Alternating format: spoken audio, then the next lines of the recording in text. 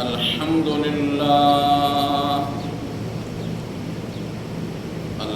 لله وكفى والصلاة والسلام على سيد الرسل وخاتم الأنبياء وعلى آله وصحبه وبارك وسلم، خصوصا على خلفائه الراشدين المهديين إلى يوم القيامة. أما بعد، فأعوذ بالله من الشيطان الرجيم. بسم الله الرحمن الرحيم. إنما المؤمنون الذين آمنوا بالله ورسوله ثم لم يرتابوا وجاهدوا بأموالهم وأنفسهم في سبيل الله، أولئك هم الصادقون. صدق الله العظيم وصدق رسوله النبي الكريم، ونحن على ذلك لمن الشاهدين والشاكرين، والحمد لله رب العالمين. اللهم صل على محمد وعلى آل محمد كما صليت على إبراهيم وعلى آل إبراهيم إنك حميد مجيد. اللهم بارك على محمد وعلى آل محمد كما باركت على إبراهيم وعلى آل إبراهيم إنك حميد مجيد. رب اشرح لي صدري ويسر لي أمري واحلل عقدة من لساني يفقهوا قولي. رب زدني علما رب زدني علما رب زدني علما. انما المؤمنون الذین، پکی بات ہے بے شک مومن وہ لوگ ہیں، آمنو جو ایمان لے کر آئے، باللہ اللہ کی ذات پر، ورسولہ اور اس کے رسول پر، ثم لم یرتابوا پھر اس کے بعد انہوں نے شک و شبہ نہیں کیا، وجاہدوا باموالہم وانفسہم انہوں نے جہاد کیا اپنے مالوں کے ساتھ اور اپنی جانوں کے ساتھ، فی سبیل اللہ اللہ کے راستے میں، اولئک هم الصادقون یہی سچے لوگ ہیں۔ سورہ حجرات کی ایک آیت تلاوت کی ہے۔ اللہ رب العزت کی بارگاہ میں التجا ہے کہ اللہ رب العزت کما حق اس آیت کی روشنی میں چند گزارشات پیش کرنے کی توفیق نصیب فرمائے، وبعدہ ہم سب کو قرآن و سنت کے مطابق زندگی بسر کرنے کی توفیق نصیب فرمائے۔ امام الانبیاء خاتم النبیین حضرت سیدنا محمد الرسول اللہ صلی اللہ علیہ وسلم کا ایک فرمان آپ کے سامنے پیش کرنا ہے۔ آپ نے انتہائی دل جمی کے ساتھ امام الانبیاء کے اس ارشاد پر غور کرنا ہے، اسے توجہ سے سننا ہے۔ اس کے تحت جو باتیں میں پیش کروں گا، آپ میں سے کئی حضرات نے وہ باتیں مجھ سے سنی ہوں گی،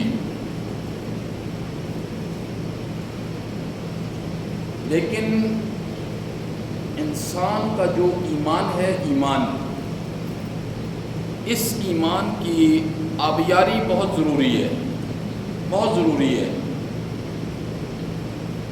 میں اپنی گفتگو میں کئی مرتبہ یہ بات بھی عرض کر چکا ہوں، جس ماحول اور معاشرے میں اور آپ زندگی گزار رہے ہیں، یہ ماحول اور معاشرہ برائی کی اور نافرمانی کی اس انتہا تک پہنچ چکا ہے کہ اب اس معاشرے کی درستگی صرف مشکل ہی نہیں ہے بلکہ ناممکن ہے۔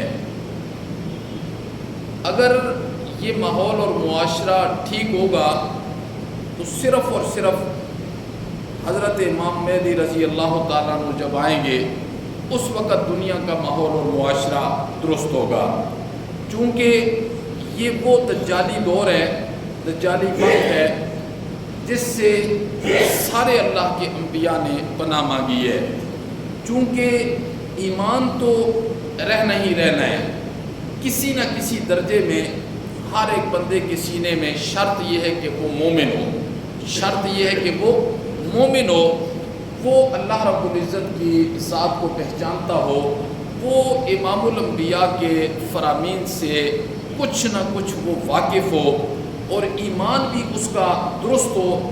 آگے ایمان کا جو لیول ہوتا ہے، ایمان کا جو درجہ ہوتا ہے، یہ ہر ایک کا مختلف ہوتا ہے۔ ابھی ہمارے لیے یہی بات بہت خوبصورت ہوگی کہ ہم اپنے ایمان کو روز بروز تازہ کرتے رہیں، روز بروز تازہ کرتے رہیں۔ بندہ باغ کو پانی لگاتا ہے، کس لیے لگاتا ہے؟ سرسبز و شاداب رہے، پھل اس کے ساتھ اچھا رہے، اس کی کبھی گوڈی کرتا ہے، کبھی تالی کرتا ہے۔ تو یہ اسی طرح اپنے گھر کے صحت کے اندر جب گھاس انسان لگاتا ہے، پودے لگاتا ہے، پھول لگاتا ہے، روزانہ کے اعتبار سے اس کی خدمت خاطر کرتا ہے، تو ایمان تو بڑی قیمتی چیز ہے۔ اس لیے ایمان کی خدمت خاطر تو ہر آنے جانے والے سانس پر اگر ہم نہیں نہ کریں گے تو یہ ہم سے بھاگ جائے گا، یہ ہم سے چھوٹ جائے گا۔ اس کی پیراداری کرنی اتنی ضروری ہے، اتنی ضروری ہے۔ کسی چیز کی پیراداری اتنی مشکل نہیں ہے جتنی کہ ایمان کی پیراداری مشکل ہے۔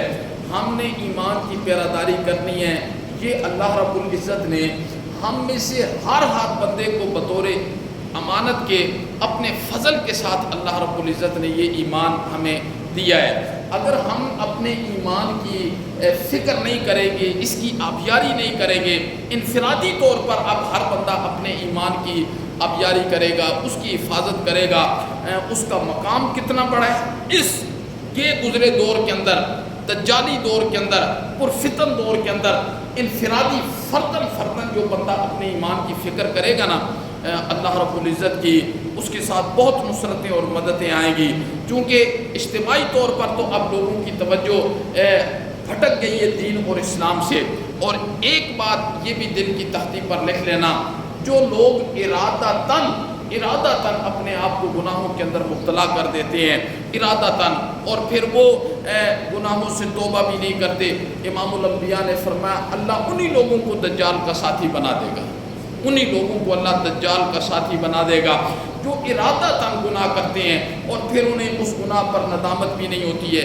ایک تو وہ گناہ ہوتا ہے نا، مومن سے جب ہو جاتا ہے تو پھر وہ مومن پسل جاتا ہے، اس کا دل دہل جاتا ہے کہ میں نے تو اپنے مالک کی نافرمانی کر دی، اس کے دل کے اندر یہ ندامت کا آ جانا یہ سمجھو کہ توبہ والی بات ہے۔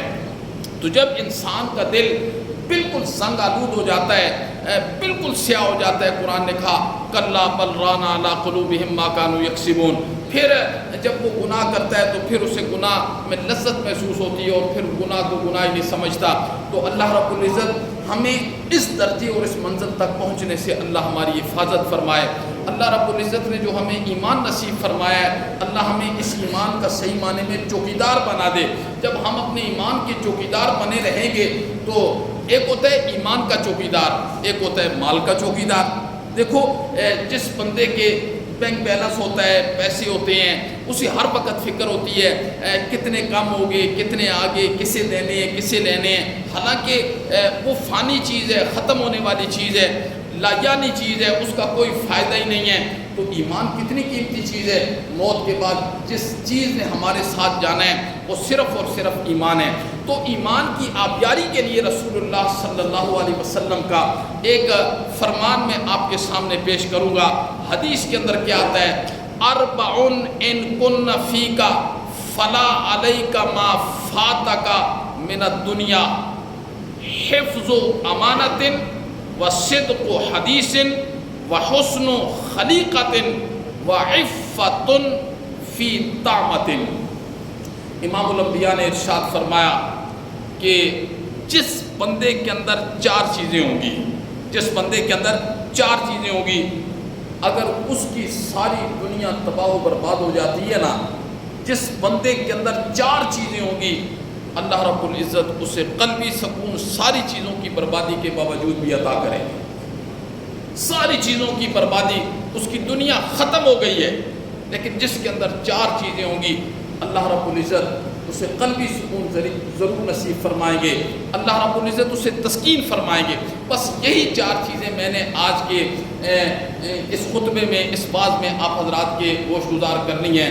ان میں سب سے پہلی چیز جو رسول اللہ صلی اللہ علیہ وسلم نے فرمایا کہ حفظ و امانت. حفظ و امانت، جس انسان کے اندر امانت کی حفاظت ہوگی، امانت کی حفاظت ہوگی، ان 4 چیزوں میں پہلی چیز یہ ہے امانت کی حفاظت. جس انسان کے اندر ہوگی اس کی دنیا لٹ بھی جاتی ہے نا، اللہ رب العزت اس کے ایمان کو قائم رکھے گی، اس کے ایمان کو اللہ قائم رکھیں گے.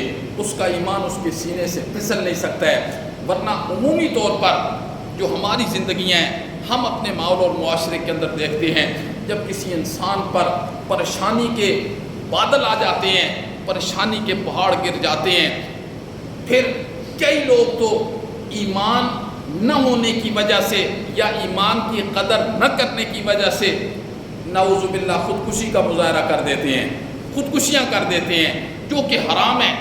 حرام ہے. یہ جسم ہمارے پاس اللہ رب العزت کی امانت ہے. تو سب سے پہلی چیز جو ہے وہ کیا ہے؟ امانت کی حفاظت ہے. رسول اللہ صلی اللہ علیہ وسلم نے عملی طور پر بھی اور قولاً بھی ہمیں اپنی ذات سے امام الانبیاء کے اندر امانت کا جو درجہ تھا نا، اتم درجے کا تھا، اخیر درجے کا. اللہ اکبر. بندہ حیران رہ جاتا ہے جب ہم حدیث کی کتابوں کو پڑھتے ہیں. پھر مشرکین مکہ جو آپ کے اس قدر دشمن ہیں کہ دھرتی پر وہ کسی کے دشمن نہیں ہیں. ان میں ابو جہل بھی ہے، ان میں ابو لہب بھی ہے، عتبہ، شیبہ، جی بہت بڑے بڑے کافر ہیں. اللہ اکبر. عجیب ہم دیکھتے ہیں امام الانبیاء کے اندر امانت اس قدر اتم درجے پر موجود تھی کہ جتنے یہ امام الانبیاء کے دشمن تھے نا، ابو جہل، ابو لہب، سب خونی رشتے تھے، اتنے بڑے دشمن تھے کہ شاید دھرتی پر کوئی کسی کا اتنا بڑا دشمن نہ ہو.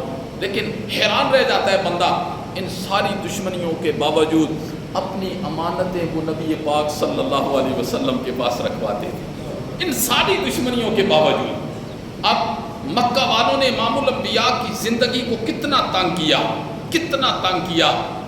13 سال تک کتنی مصیبتوں کا، تکلیفوں کا، دکھوں کا، سختیوں کا دور دیکھا، لیکن اللہ کی طرف سے ہاتھ اٹھانے کی اجازت نہیں تھی. فرمایا میرا پیغمبر ہماری حکمت کا تقاضا ہے کہ آپ نے ان سختیوں کو برداشت کرنا ہے. یہ 13 سال تک جب ہجرت کی، کتنے بڑے دشمن ہیں. گھر کا گھیراؤ کیا، گھر کا گھیراؤ کیا، منصوبہ ایسا بنایا کہ ہم نبی پاک کو اگر قتل بھی کر دینا تو بدلے میں کسی قبیلے سے بدلہ نہ لیا جائے، ہر قبیلے کا ایک ایک بندہ باہر کھڑا کیا جائے. جی جب بات آئے گی تو کس نے قتل کیا، جی یہ قتل بھی ختم ہو جائے گا. اللہ اکبر. تو نبی پاک صلی اللہ علیہ وسلم نے اپنے بستر پر حضرت علی کو لٹایا اور کہا کہ صبح یہ امانتیں ان لوگوں کی ہیں، ان کے گھروں میں جب تک نہیں پہنچاؤ گے تو مدینے میں نہیں آنا. امام الانبیاء کو اللہ نے اس گھیرے سے کیسے نکالا؟ جی یہ تو ایک الگ مضمون ہے۔ پھر حضرت علی کو جب انہوں نے دیکھا، پھر امانتیں، تو امانت کا جو یہ وصف تھا، یہ امام الانبیاء کے اندر اتم درجے کا وصف پایا جاتا تھا۔ اللہ اکبر! آپ نے اپنے قول سے، اپنے عمل سے قیامت کی صبح تک آنے والے آخری انسان کے سامنے اس صفت کو رکھا کہ اس صفت سے اپنے آپ کو جو بندہ متصف کر دے گا، اللہ رب العزت اس کے ایمان کی حفاظت کرے گا۔ یہ چار چیزیں جس کے اندر نہیں پائی جائیں گی، امام الانبیاء نے فرمایا اللہ اس بندے کو اپنے حال پر چھوڑ دے گا۔ جی جو بندہ اپنے حال پر آتا ہے نا، پھر اس سے اس کا ایمان بھی کھسک جاتا ہے، کھسک جاتا ہے۔ پھر وہ دنیا سے جب جاتا ہے نا، تو اللہ معاف کرے اس حال میں چلا جاتا ہے کہ اس کا ایمان اس کے ساتھ نہیں ہوتا، جس کا ایمان دنیا سے جاتے ہوئے اس کے ساتھ نہ ہوا۔ اللہ اکبر! یہ بات سوچ بھی نہیں سکتا بندہ کہ بغیر ایمان کے چلا جائے۔ آگے آنے والی جو منزلیں ہیں، آگے آنے والی جو گھاٹیاں ہیں، آگے آنے والے جو مقامات ہیں جو قرآن نے ذکر کیے ہیں، وہ بہت مشکل ہے۔ ابد الاباد، ہمیشہ ہمیشہ کے لیے بندے کو جہنم کا ایندھن بننا، یہ انسان سوچ ہی سکتا ہے۔ اللہ رب العزت ہم سب کی حفاظت فرمائے، اور اللہ رب العزت اس دجالی دور کے اندر ہمیں ان صفتوں سے متصف فرمائے، اور اللہ رب العزت ہمیں ایمان کے ساتھ اس دنیا سے لے کر جائے۔ میں اکثر اپنی گفتگو کے اندر ایمان کی بات کرتا ہوں کہ شاید اللہ ہمارے دل میں ایمان کی قدردانی کو بٹھا دے، شاید ہم ایمان کی قدر کرنے والے بن جائیں، شاید ہم اپنے ایمان کی آبیاری کریں اور اپنے اللہ کو راضی کر دیں، اور اللہ رب العزت دنیا کے فتنوں کے اندر جو ہم وقت گزار رہے ہیں، اللہ بہت خوبصورت انداز سے ہمارا وقت گزار دے گا، لیکن اس کے لیے صبر کرنا پڑے گا۔ صبر، ہم بے صبرے لوگ ہیں، بے صبرے لوگ ہیں۔ ہم کہتے ہیں ابھی یہاں ہم نے اللہ سے مانگا نا، اٹھنے سے پہلے اللہ ہمیں دے دے۔ ایسے نہیں ہوتا، اللہ کسی کا محتاج نہیں ہے، جی اللہ مقید نہیں ہے ہمارا، اللہ تو جب چاہے گا۔ ہمارا کام کیا ہے؟ ہمارا کام جو ہے وہ اپنے کٹورے کو، جو اللہ نے یہ کٹورا ہمیں دیا ہے نا 2 ہاتھوں کی صورت میں، اسے اللہ کے سامنے رکھنا ہے۔ اللہ کی مرضی ہے جب اسے بھر دے نہ بھرے، لیکن انشاءاللہ العزیز یہ اللہ کا وعدہ ہے۔ اللہ نے فرمایا جو اپنے دست کو میرے سامنے پھیلائے گا، یہ میرا تم سے وعدہ ہے، اور اس دست کو، اس ہاتھ کو میں کبھی واپس نہیں لٹاؤں گا، اس کو میں بھروں گا۔ آگے میری مرضی ہے، میں اس کو آج بھر دوں، میں اس کو کل بھر دوں، سال کے بعد بھر دوں، لیکن بھروں گا ضرور۔ ہو سکتا ہے دنیا میں نہ بھروں، موت کے بعد جب تم دیکھو تو تم یہ کہو گے مولا یہ تیری حکمت تھی، یہ تیری حکمت تھی۔ اور حدیث کے اندر کیا آتا ہے؟ دنیا میں کئی ایسے لوگ گزر گئے ہیں جو اللہ سے مانگ مانگ کے چلے گئے ہیں، کچھ نہیں ملا۔ قیامت والے دن نبی پاک نے فرمایا اللہ انہوں جو نعمتیں دے گا نا، جو دوسرے لوگ ہیں نا، وہ کہیں گے کاش دنیا میں ہمارے جسموں کو کینچیوں کے ساتھ کاٹ دیا جاتا، ہم صبر کرتے، ہماری ایک دعا بھی قبول نہ ہوتی۔ آج یہ جو انعامات انہیں مل رہے ہیں ہمیں بھی مل جاتے، ہمیں بھی مل جاتے۔ تو اللہ رب العزت جانتے ہیں نا کہ ہم اتنے مضبوط نہیں ہیں، بہت کمزور ہیں، تو اللہ ہمیں یہاں بھی دے گا، اللہ ہمیں وہاں بھی دے گا، اگر ہم ان صفتوں سے اپنے آپ کو متصف کریں گے۔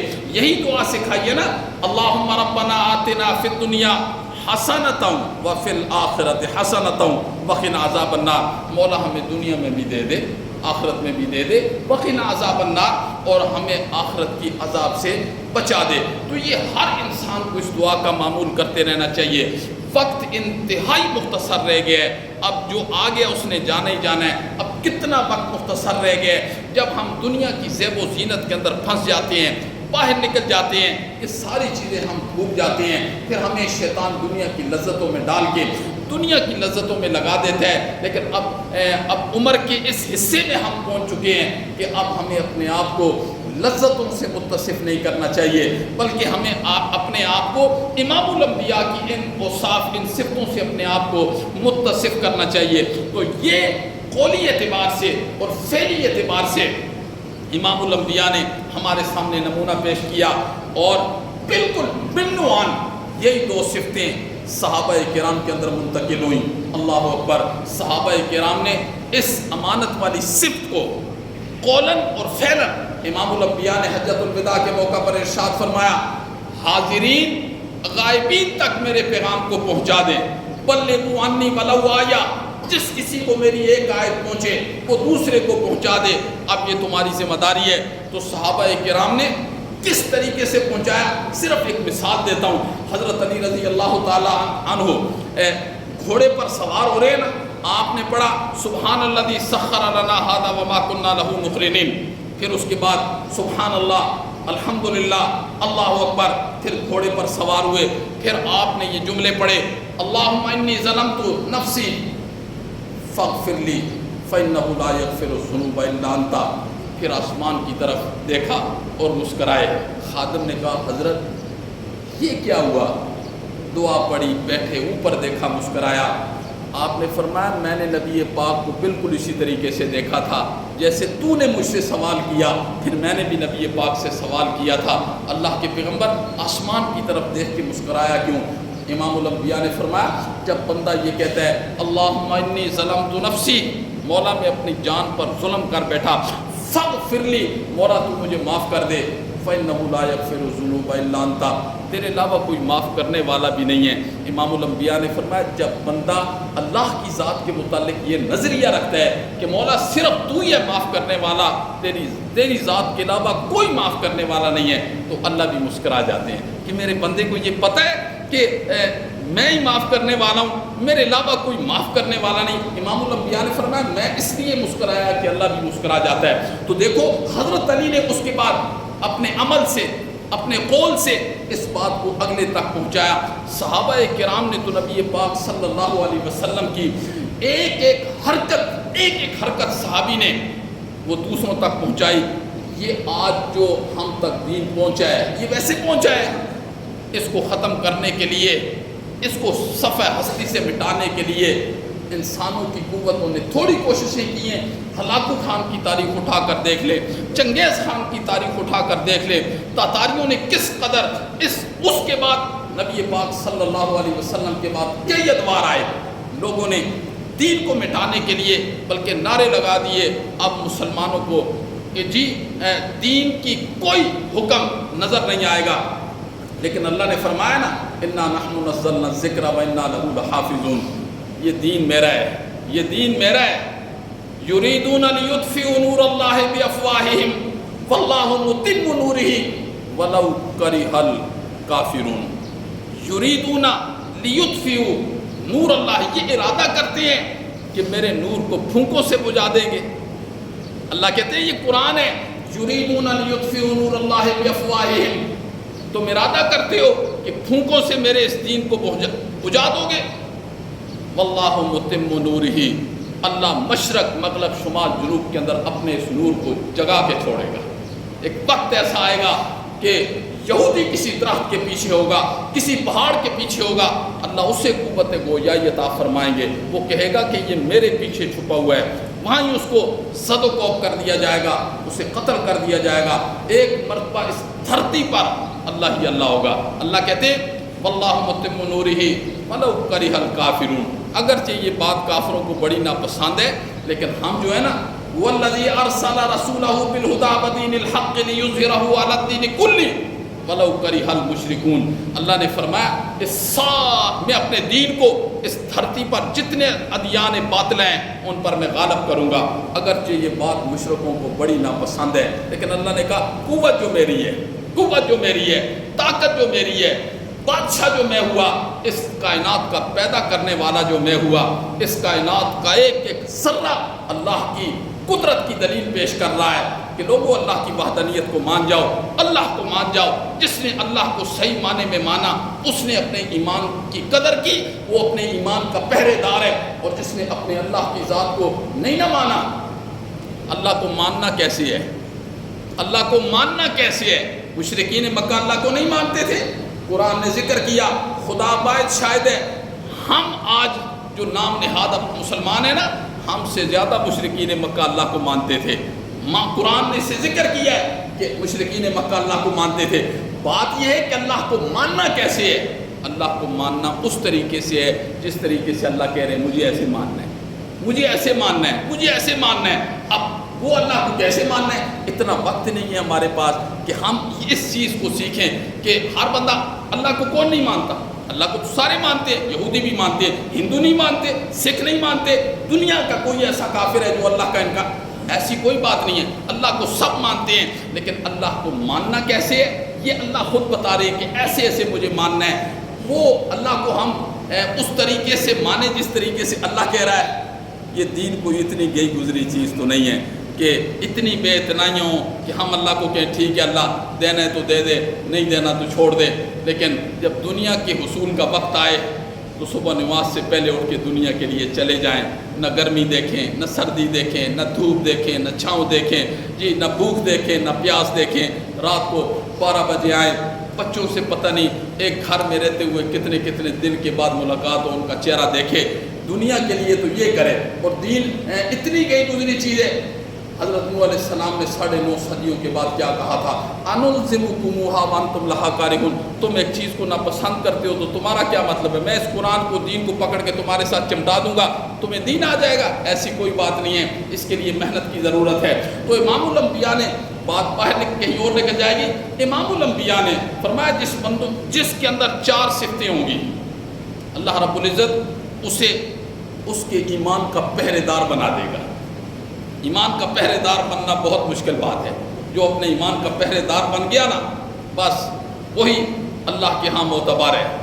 ایمان کا پہرے دار بننے کی کوشش کریں گے نا، کوشش کرنی ہے میرے بھائی، ایمان بہت قیمتی چیز ہے، میں ہاتھ جوڑ کے کہوں گا کہ ایمان کی قدر کریں، ایمان تو اس کے لیے پہلی چیز ہے۔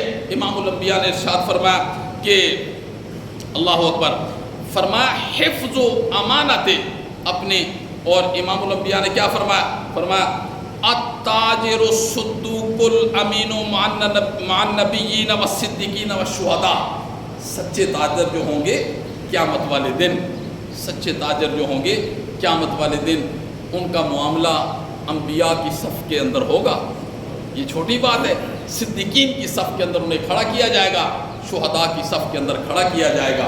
اللہ اکبر، جو تاجر وہ اپنی تجارت میں جو امانت داری کا معاملہ کریں گے، اللہ اکبر۔ علامہ ابن خریف ایک بہت بڑے محدث ہیں، اپنے والد حریف کا واقعہ سناتے ہیں کہ میرا والد کپڑے کا تاجر تھا، ایک قافلہ آیا، تھان ایسا میرے ملازم نے دے دیا جبکہ میں نے اسے روکا بھی تھا، عیب کا آپ کو بتانا ہے، بھول گیا،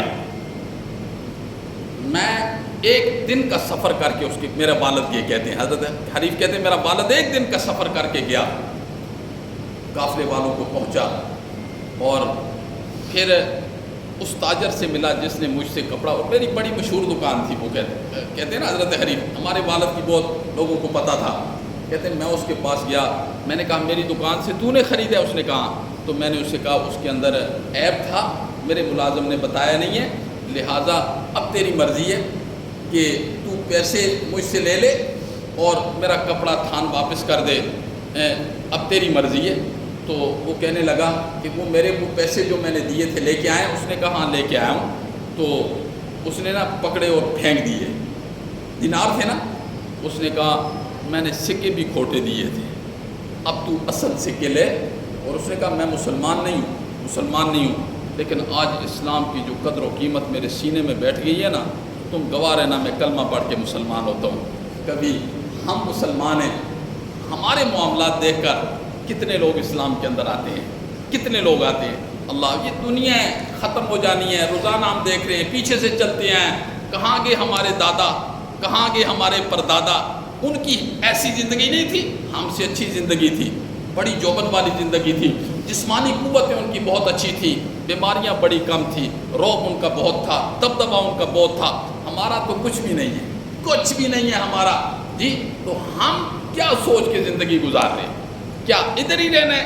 ادھر نہیں رہنا، اب بہت کم وقت رہ گیا ہے، بہت کم وقت رہ گیا ہے، اس لیے بس اب فکر زیادہ اس کی کرنی ہے، یہ حالات کو، یہ اس وقت کو گزارنے کے لیے جتنا سا ہم سے یہ سامان ہو سکتا ہے کریں، ورنہ آنے والا جو سفر ہے وہ بہت لمبا اور بڑا دور ہے۔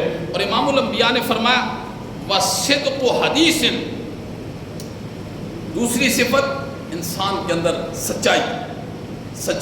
ایک بندہ کافر تھا، نبی پاک صلی اللہ علیہ وسلم کے پاس آیا، کہنے لگا اللہ کے پیغمبر میرے اندر بہت برائیاں ہیں، 4 برائیوں کو اس نے گنایا، لیکن اس نے کہا میں چھوڑ کسی کو نہیں سکتا، آپ کے کہنے پر ایک کو چھوڑ دوں گا۔ تو نبی پاک نے فرمایا بولو کیا کیا برائی ہے؟ اس نے کہا جھوٹ بھی بولتا ہوں، زنا بھی کرتا ہوں، شراب بھی پیتا ہوں، چوری بھی کرتا ہوں۔ آپ نے فرمایا جھوٹ چھوڑ دیں۔ صرف جھوٹ کی برکت سے اللہ رب العزت نے جتنی اس کے اندر برائیاں تھیں نا ساری کی ساری ختم کر دی، کیونکہ وہ لوگ جو بات کر دیتے تھے، عرب جو بات کر دیتے تھے پھر اس پر ڈٹ جاتے تھے، پھر کچھ بھی ہو پھر وہ اپنی بات سے پیچھے نہیں ہٹا کرتے تھے۔ جی یہ عمومی ماحول اور معاشرہ جو تھا وہ ایسے ہی تھا۔ تو سچائی امام الانبیاء نے کیا فرمایا؟ وصدق حدیث، اللہ اکبر۔ نبی پاک صلی اللہ علیہ وسلم ایک مرتبہ ایک گھر میں تشریف لے گئے، وہاں والدہ اپنے بچے کو بلا رہی تھی، جس طرح چھوٹے بچوں کو بلاتے ہیں نا، ادھر آؤ میں یہ چیز دے رہا ہوں۔ تو وہ چھوٹے بچے کو تو آپ نے فرمایا اسے کوئی چیز دینے کا ارادہ بھی ہے؟ اس نے کہا اللہ کے پیغمبر کھجور ہے۔ آپ نے فرمایا اگر کھجور نہ ہوتی تو یہ جھوٹ تیرے نام اعمال میں لکھ دیا جاتا۔ ہم دن میں ایسے کتنے جھوٹ بولتے ہیں۔ آپ نے فرمایا مومن سب کچھ ہو سکتا ہے پر جھوٹا نہیں ہو سکتا، تو کم از کم ہمیں کوشش کرنی چاہیے کہ ہم اس صفت سے اپنے آپ کو متصف کر دیں۔ اللہ اکبر۔ اور تیسری چیز وحسن خلیقۃ، حسن اخلاق۔ حسن اخلاق کی کیا تعریف ہے؟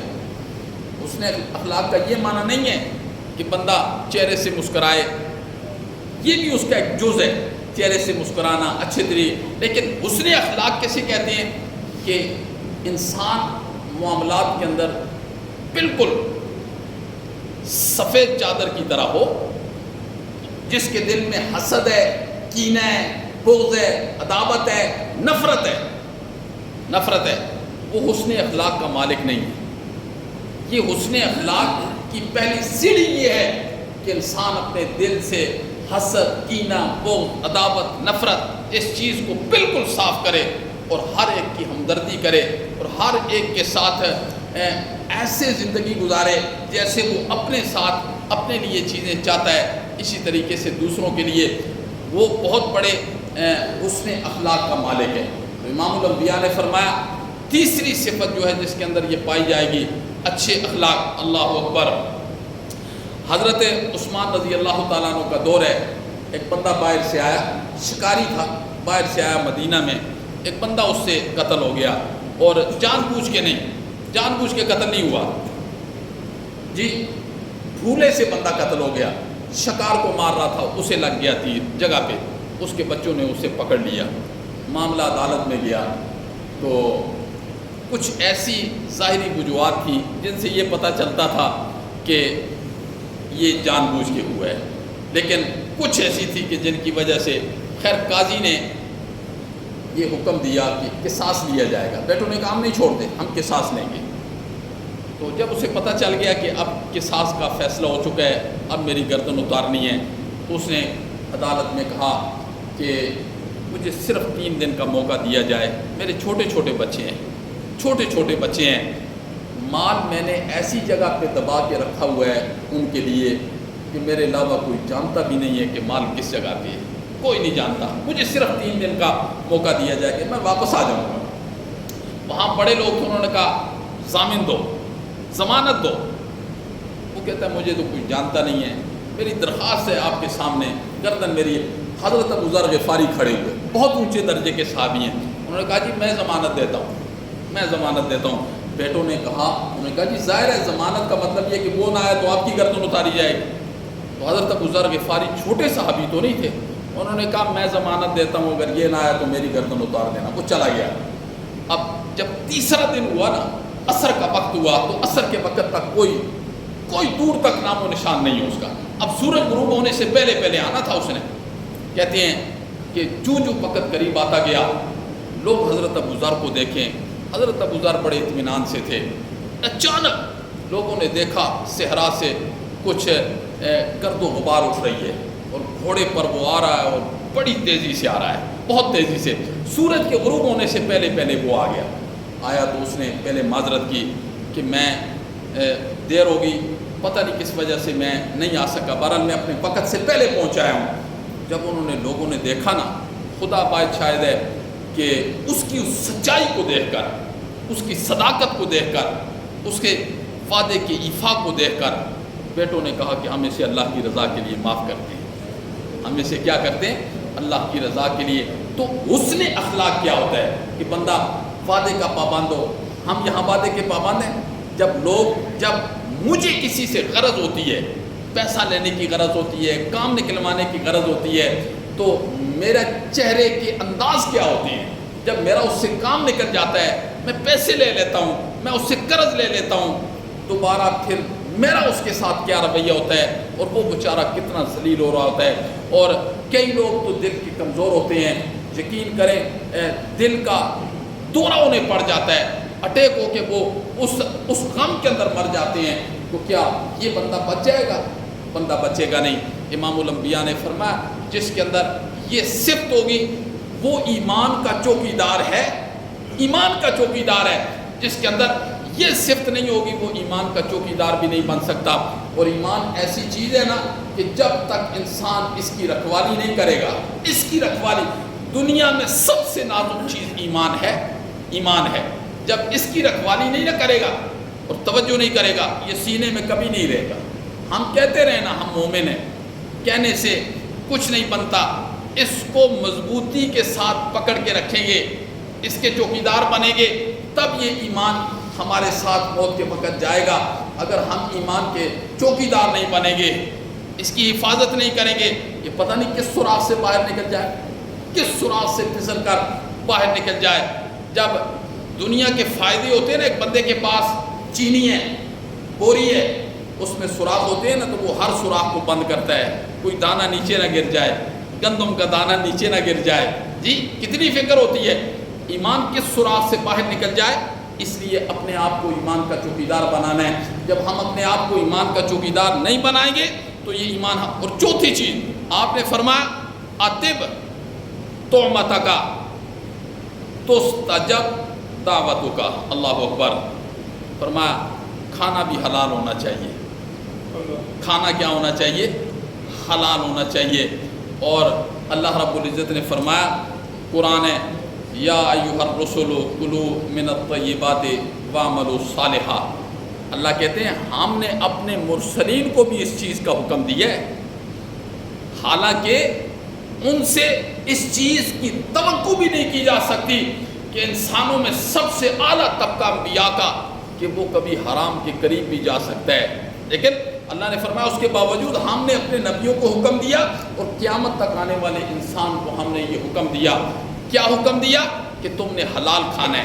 تو چار اوصاف سے اپنے آپ کو متصف کرنا ہے، امانت سے اپنے آپ کو متصف کرنا ہے، سچائی سے اپنے آپ کو متصف کرنا ہے، اور حسن اخلاق سے اپنے آپ کو متصف کرنا ہے، اور نمبر 4 حلال کھانے سے اپنے آپ کو متصف کرنا ہے۔ امام الانبیاء نے فرمایا جس بندے میں یہ 4 صفتیں پائی جائیں گی، دجالی دور کے باوجود اللہ اس کے ایمان کی حفاظت کریں گے، شرائط کے ساتھ اللہ ایمان کی حفاظت کریں گے۔ اللہ نے فرمایا یہ تم کرو، ایمان کی حفاظت میں کروں گا۔ لیکن ہم اپنے ایمان کی قدردانی کتنی کرتے ہیں؟ مجھ سمیت ہم میں سے ہر بندے کو اپنے گریباں میں سوتے ہوئے جھانکنا چاہیے کہ یہ دنیا ہے، یہ دنیا کا کھیل تماشا ہے، یہ کہاں سے چلی ہے اور کہاں تک پہنچ گئی ہے، اور اس کی عمر کتنی باقی رہ گئی ہے۔ لیکن اس دنیا کے علاوہ جو بعد میں دنیا آنی ہے نا، جو ایک اور دنیا آنی ہے، اس کی ابتدا تو ہے، اس کی انتہا کوئی بھی نہیں ہے۔ اس لیے ہر بندے کو انفرادی طور پر اپنے اللہ کے ساتھ ایک رابطہ رکھنا چاہیے، اپنے اللہ کے ساتھ تعلق رکھنا چاہیے۔ ہر آن ہر گھڑی اٹھتے بیٹھتے اس کے دل میں اپنے اللہ کا تصور ہو۔ جب ایمان اس کا اللہ کی ذات پر مضبوط ہوگا، گناہگار وہ جتنا بھی ہے اللہ اس کو کبھی نہ کبھی گناہوں سے توبہ کرنے کی توفیق دے گا، اور اللہ کا وعدہ ہے میں موت سے پہلے پھر اس کے گناہوں کو مٹا کے بلکہ گناہوں کو نیکیوں میں بدل کر اپنے پاس بلاؤں گا اگر یہ اپنے ایمان کا چوکیدار رہا۔ آج ہم دنیا کی ہر چیز کی چوکیداری کرتے ہیں، لیکن ہماری نظروں میں جو سب سے کم تر چیز ہے نا وہ ایمان ہے، اس کا کوئی فکر فاقہ کوئی پرواہ نہیں ہے، وہ کدھر جاتا ہے کدھر کسی، تو یہ بہت قیمتی موتی ہے، اس موتی کی حفاظت کرنی ہے۔ اللہ ہم سب کو عمل کی توفیق نصیب فرمائے۔ ہماری